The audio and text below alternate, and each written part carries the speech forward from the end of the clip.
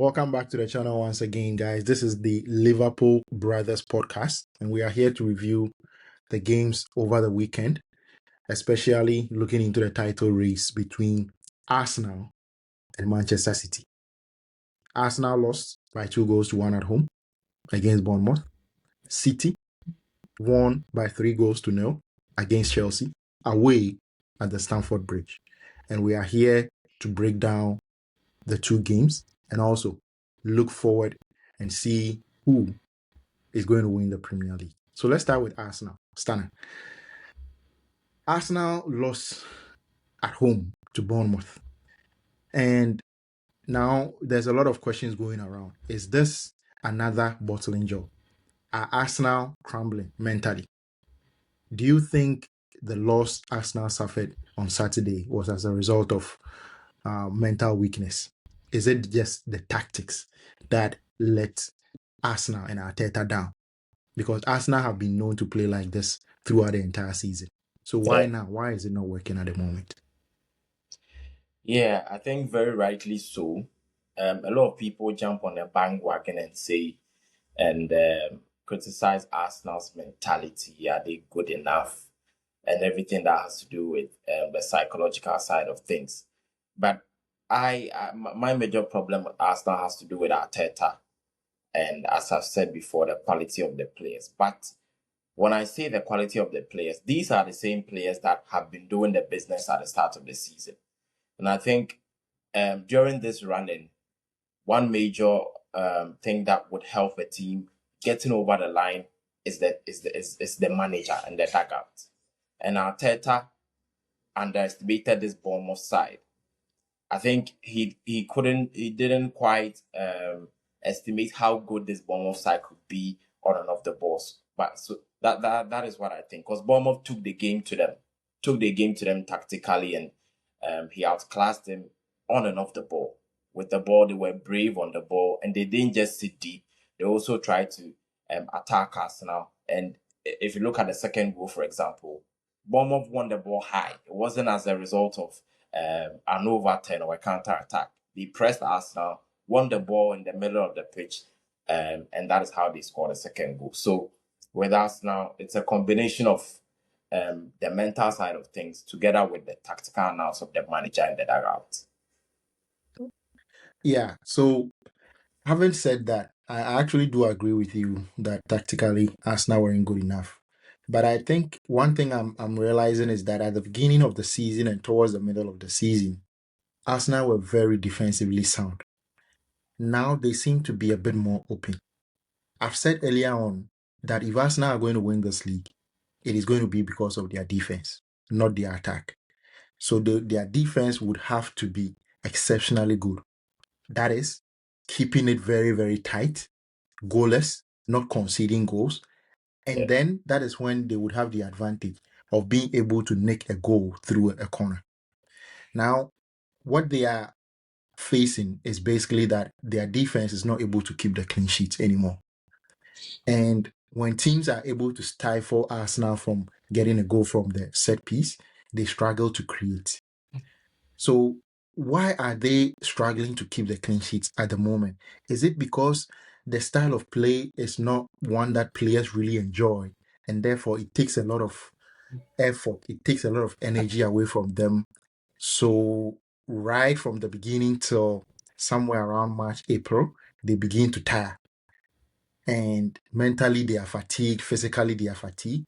Is that why you think they are struggling defensively to keep the clean sheet? Because I think that is one of the main reasons why. Yeah, that's a great question, and I agree with that. I think Arteta, the way he sets out his teams, it has taken a toll on the players. And has resulted, I think it is what has resulted in many of the injury concerns with the players and the players' loss of form. If you look at some of the players, it looks like they are on the edge. If you look at someone like a Martin Zubimendi, who was very good at the beginning of the season, recently it looks like it has taken a toll on him. Remember the mistake he made against United? He's made a fair few mistakes, and in the game against Bournemouth, he alone lost the ball, together with Declan Rice. They lost the ball 29 times in midfield. So I think the demands that Arteta demands from his players, especially some of the attacking players, the kind of defensive duties that they have to undertake. I mean, rightly so. In modern football now, even attackers have to defend. They have to do the hard yards in defense. But it looks like Arteta really, really, has a clear set plan that everybody has to follow, where everybody has to run. It looks like it is a set kind of a principle that Arteta has for these players that everyone has to follow the plan. You can't go outside the plan. If you do, you might not really get the chance to play in this Arsenal side. And so if you look at somebody like an Eberechi, it has taken him a long time to settle in this Arsenal squad because of some of these things. Because he's a player that likes to do things off the cuff. He's not really, the traditional kind of player you would want in your midfield. He's more than number 10, likes to take the ball, likes to take players on and all those sort of things. So I think that is also a factor. And that has also attributed to some of the players not really being up to the standard that we are used to. Someone like a Saka, who has been off form this season. Yeah, so you can see that most of the Arsenal fans are beginning to um, get scared. They are very concerned about the fact that Arsenal may not be able to maintain their lead in the Premier League going forward, because Yeah, it is actually concerning that recently they've played 3 domestic games and they haven't been able to win any of them. The first one was against City in the Carabao yeah, Cup. They played Southampton in the FA Cup. They got knocked out. And now they've lost against Bournemouth. And this wasn't an away game, it was a game at home. So that yeah. is And what they makes it very, very concerning. even in Europe, they marginally got that 1-0 victory against Sporting.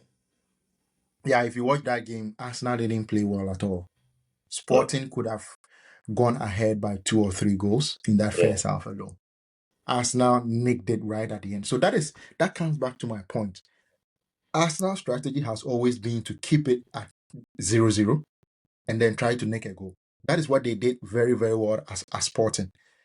But yeah. you could even say that that was due to some level of luck because Sporting created the chances. They just couldn't And they finish it off. Ryan. Yeah, Like, yes, and Raya also made a lot of saves. So yeah. going forward, do you see this Arsenal side being able to maintain their lead? Of course, we are going to come to their game next week against City. But just looking at how Arsenal are playing so far, do you think they will be able to maintain their lead, even if they lose against City? Let's just say they lose against City next week. Are they going to be able to maintain their lead? If they lose against City, I don't think so. If they lose against City, this Arsenal side have shown us they aren't really there when it comes of picking themselves up and being that top side when it comes to the run in the back end of the season. So even off the back of that, they are at a disadvantage already. And so losing that game next week against Manchester City, I think it will be very, very difficult for us now to go on and win it after that. Also, because for the first time this season, for the very first time, I believe it's not in the hands of Arsenal anymore. It's anybody's to win now. Right now, it's 50% Manchester City, 50% Arsenal. From the beginning of the season, from probably November up till this point, I always believed it was Arsenal's title to lose. But right now, it is not in their hands anymore. It is still within their grasp. They can still um, win it, of course, but so can Manchester City. Because Manchester City, after winning against Chelsea, now they are 6 points off. They win their outstanding game against, I think it's against Crystal Palace. It is 3 points. So if they win that game next week against Arsenal, then it means it will level on points. So mathematically, that tells us that it is not in Arsenal's hands anymore. Both clubs can go on and win it. So no, if they lose against Manchester City next week, it would mean that it will become very, very difficult for Arsenal to come back and win it. But at the same time, wouldn't you agree that Arsenal don't need to win that game? If Arsenal gets a draw, do you think that would be good enough for Arsenal going forward? So let's say Arsenal don't lose, but they don't also Yeah. win. Is a draw going to be enough for Arsenal going forward? Can they hold on if they get a draw? Yes, I think a draw could be a good result for them, but a win would do wonders for this Arsenal side. That is the the psychological factor going into that game. And we know how his mindset is when it comes to winning, drawing, or losing games, his approach to games. So if he knows that if he loses, it's almost maybe say 60% not in his hands anymore. But if he draws, his destiny is still in his own hands. Would he rather go in and try to get a draw or try to get a win? Because if he wins, it's back in his hands again. If Arsenal win against Manchester City at the Etihad next week, it means the title is Arsenal's, is in their grasp again, maybe 60-40 again, not 50-50 anymore. So that is the difficulty in the game, going into the game next week. His approach. Is he going and trying to win that game, take the game to Manchester City and trying to win it? Or he will go and try and get a draw and try to live to Yeah, fight we'll come another to day. that. We'll come and discuss later on in a few minutes how the two teams are going to approach next week's game. But let's look at City against Chelsea. We Yeah, watched this City team against Chelsea today, and in the first half, it looked like Chelsea were going to create a lot of problems for City. They were carrying a counter-attacking threat. They were defending deep and they were defending very, very well. City created some chances, but they weren't. They didn't really worry Sanchez in the yeah. goal. So in the first half, it was a very interesting game. It was end to end. Both teams had opportunities. How did you see the first half of today's game? Why? How come Chelsea were able to match them very, very well in that first half? What did you think? What do you think happened in that first half that created a lot of problems for City? I think the first half, if you look at the first half and you look at the way they played, and then you look at the second half and how the game panned out, it clearly tells you the difference between the managers in both dugouts, with Liam Rosinia and Pep Guardiola. In the first half, I thought Liam Rosinia got his tactics spot on. I think in the first 20-30 minutes, even though City had the majority of the possession, I think Chelsea were the more dangerous side, and they looked like breaking the deadlock. In the first half, I think Chelsea really did something clever in trying to prevent Manchester City from looking more dangerous. So on the left hand side, we know Cucurella is very good when it comes to his 1v1. So Manchester City wanted to, in order to allow Antoine Semenyo to have some joy against Cucurella, it was Ryan Cherky who was always closer to the right hand side, tried to play a 1-2 with Ryan Cherky or Matthias Nunes so that he could go in behind Cucurella when Cucurella, it's kind of a man-to-man kind of press. So he gets very tight to Semenyo. So Semenyo gives a 1-2, then tries to run behind. But very quickly, you would see either Hacho or Fofana come across very early and then cut that one out. And on the left hand side with Jeremy Doku, Nico O'Reilly, as we know, would tuck into midfield and then try to take Esteval, who is playing on the right wing, take him inside and allow Doku have that 1v1 against Malo Gusto. Malo Gusto did very well in the early stages of the game. And so City was struggling to create clear-cut chances because they were limiting them in the wide areas. Because Cherky was most of the time drifting to the right-hand side. So in the middle of the pitch, City wasn't able to get that verticality through the middle of Chelsea's midfield with Caicedo and Andre Santos also doing very well in covering those spaces in the middle. So that is why Chelsea were able to limit them in the first half. And I think I heard the commentator say it at a point that why isn't Manchester City trying crosses? Because Haaland is in the middle waiting for these sort of balls to feed on. And I think that is the turning point that happened in the second half. But in the first half, that is how Chelsea played to manage or contain Manchester City's press. And it also allowed them to win the ball high and try to go on the turnover and try to head Manchester City on the counter break. Yeah. Yeah, I think I completely agree with your assessment. Chelsea came into the game trying to sit back very, very deep and compact, trying to Yeah, stifle City's attack and then playing them on the counter.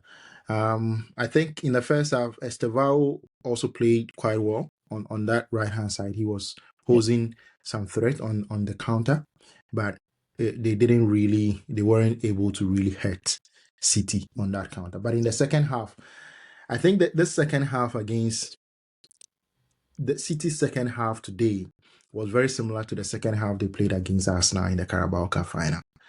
It was very, very similar.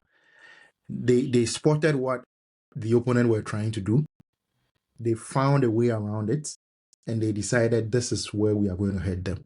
We are going to go on the outside, make crosses into the box, and try to flood the box with late runs. And that is how I And, think th- they had them. and So that is the difference between the two managers in the dugouts. yeah, that is exactly being able to Yeah, manage the game, make in-game changes whilst the yeah. game is ongoing. That is something that as a top manager you just can't ignore. You need to have that. I think City also changed their pressing formation in that second half. They were really stifling Chelsea in terms of their build-up play. And I think that is what led to the third goal, Jeremy Doku's goal. How did you see that second half? What were the main changes that you think City made?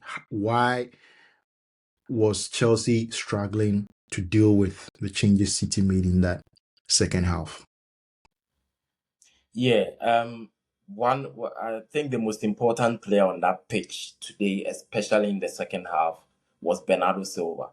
Bernardo Silva was the key to breaking that Chelsea side down defensively. So mostly at times, you would see Bernardo Silva dropping very deep, like he's the one playing as a wooden midfielder.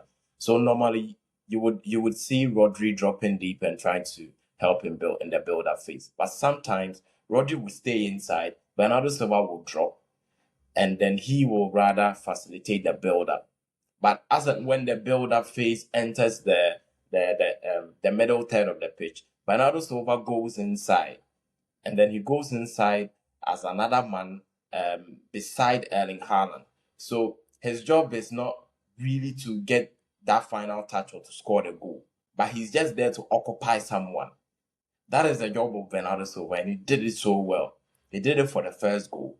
He did it again for the second goal that Marquez he scored. So in the first goal, Erling Haaland, he is the number 9, but he served as a decoy for that goal.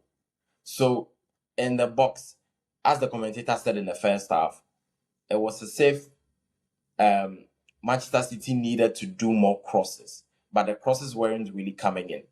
And so in the second half, what they did was to get those sort of crosses in, you need bodies in the box. So Bernardo Silva was in there, Haaland was in there, and then Nico O'Reilly was in there as the late runner into the box.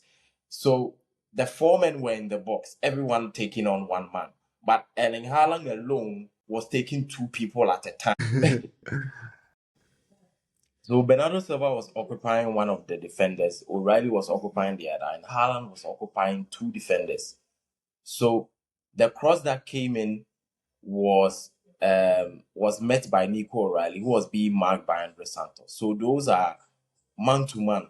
So that man to man, because Haaland is occupying two, leaving Bernardo Silva, who is occupying the other one. He wouldn't go for the header. Bernardo Silva doesn't have that aerial prowess. So it was Nico O'Reilly who rather was the one to get his head on the end of that cross.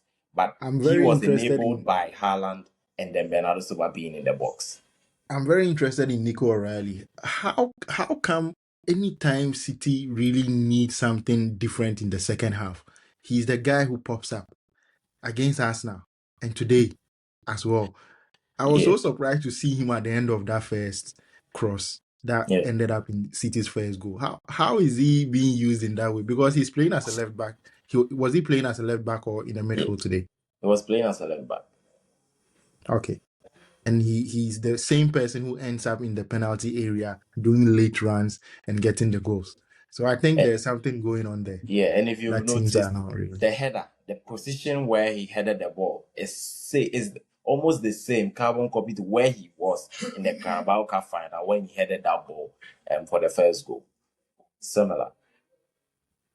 Yeah, yeah, I that is think true. that the position he plays allows him to drift into certain areas where he doesn't really get spotted by the opposition because he's coming from the left back position, arriving late in the box, and then being the one that Haaland will serve as a decoy for, allows him to be that kind of player for Manchester City. And this is probably not the first time. We saw that previously with Josko Vardio, who previously was also playing as a left back, who was scoring a fair few goals to Manchester City from that area of the pitch as well. So this is probably not a new thing, but Nico O'Reilly has really done well in recent games for Manchester City.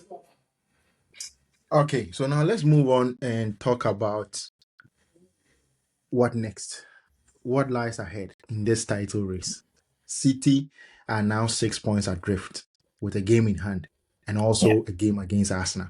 And this game is at the Etihad. For me, the fact that the game is at the Etihad means that City have the advantage. I really don't see Arsenal winning the game. Arsenal's best is likely to be a draw. But how does that game influence the rest of the title race? Do you think this is a title decider? Or whatever happens, we can still have some twists and turns before the end of the season? Um, I think it at the end of the season it could go back to that game, but I in the same vein I don't think necessarily that particular game will be the boil and endo of what the title goes down to, because I think Manchester City and Arsenal wouldn't win all their remaining games. I don't think they do, even aside the games that they have against each other, which both of them can win at the same time. I think Arsenal and Manchester City might drop a few points elsewhere again. So I think there will be another twist, even aside the game that they have against each other. That is what I think. Okay, so the game itself, next week, Arsenal go away. They are playing against City, and this is a game where Arsenal needs not to lose. Arsenal need to get a draw or a win. How do you think Arteta is going to go into that game, considering that he only needs to make sure he doesn't lose? Does he go and try to attack and get goals, or does he sit back and play on the transition? What do you think? I think this will be a very difficult decision for Arteta. And knowing Arteta, I think he will go and put the handbrake on and try not to lose the game. I think that is what he will do. But if I was Arteta, which I'll never be, that's why he gets paid millions of pounds to make the decisions he does. I would go for the win. And this is my reason. I would go for the win simply because I think right now, if maybe it was a few weeks or a few months back, it would have probably been the right decision to go and put the handbrake on and try to get a result at the Etihad. But I don't think Arsenal defensively are solid enough right now to go and put the handbrake on. They have to go and get a goal, because if they don't, I think City will get a goal. And if it happens that Arsenal are not able to keep a clean sheet, as we've seen defensively that recently their backline has been a bit poor, then it means that Arsenal will likely need to get a goal if they are to get a result in the game. So that tells me that Arsenal can't go and put the handbrake on and bring the game 0-0 back to the Emirates and say we've gotten a point. So we go again the following week. I think Arsenal would likely have to get a goal, or probably more than a goal, to get a result at the Etihad. That is what I think. So I think putting the handbrake on and going for a draw might probably not be the best of decisions. That also doesn't mean that Arsenal should go all out and all in and go gung ho and just trying to go and batter Manchester City. They should go at it sensibly, but not try to be too defensive in their approach. That is how I think Arsenal should approach the game. But I don't think Arteta does that. Yeah, yeah, of course, I agree with you. I think Arteta is going to revert to type, and Arteta's basic mantra is try not to lose a game. Declan Yeah. Rice has said it this season. we've heard a lot of Arsenal players say that try not to lose it. That is what they are going to go to the Etihad and do. They are going to go there and try not to lose it. But City, on the other hand, are going to go all guns blazing. They are going to make sure they stifle Arsenal from getting transitions against them, and they are going to make sure they get a goal. So for me, Arsenal has tried. They tried to do that in the Carabao Cup final. Yeah, This strategy that we are talking about, trying not to lose a game, and it didn't work. And there is no guarantee that it is going to work this time. And yeah, if Arteta goes into the game trying to play like that, and it still doesn't work, and they end up losing the game, the pressure, for me, it is the pressure that is going to kill them. Not necessarily because they can't win the games. I think the pressure that it is going to put on them is going to be too much for them, for Arteta himself, and also for the players. yeah, So another thing that I think would also play into this game is the midweek game against Sporting. That is not a foregone conclusion. Arsenal haven't qualified in the Champions League yet. They yeah, need to put up their best performance. They need to show their best face in the Champions League in midweek. Mind you, City are not playing a game in midweek. So from today, starting from today, City are preparing for that game against Arsenal. So they have enough time to prepare. Arsenal squad is growing a bit thin. They are having injuries here and there. Even yeah. players That's who a are good playing thing. Declan Rice, players like Zubimendi, you can clearly see even Saliba and Gabriel Magalhaes, they aren't really fully fit. Yeah, And in midweek, they have to put up their best performance and also go to City. So for me, I think Arsenal are in a very difficult situation.